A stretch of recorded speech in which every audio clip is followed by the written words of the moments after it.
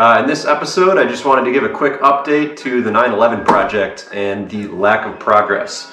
So as you can see, the engine is still not in the car yet. The hang-up is one of the parts that I sent out to be powder coated. It had a small sheet metal ear welded to the side of the engine mount, and that helps bolt together all the engine tin. And my little ear was snapped off, so I told my powder coater, hey, can you weld this back on there? And he did, but it was in the wrong spot and upside down. So I'll show you what's going on with that. So this is the engine mount that goes right about here, and then that's what that engine bar bolts to right here, which mounts into the car. So this is a very substantial, important part of the engine. And here's one of the ears I was talking about. It's a little sheet metal thing, and as you can see, the nut is on the bottom. This is sticking out horizontally, and a sheet metal piece goes on here. Now we're going to look at this side. As you can see, it has been welded onto the front of the engine mount for some reason, and the nut is on the top. So not only is it upside down, but it's also welded to the completely wrong part of the mount. I don't know why. You can clearly see the metal here. You can see how this used to go on here. But now I have a powder coated beautiful piece that is completely unusable that I waited 6 months for. So yeah, I'm kind of pissed off right now. This is holding up the whole project.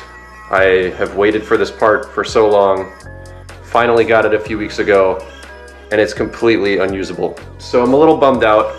The original goal was to get this car drivable before the snow and the salt was on the ground. That obviously didn't happen, and because I have missed that window, this car is staying in here until spring.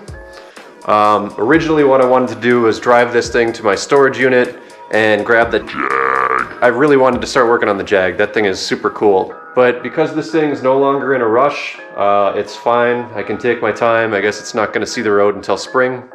I need to figure out how to repair this engine mount. I don't have a welder. Hopefully I can find someone who can hook me up with that.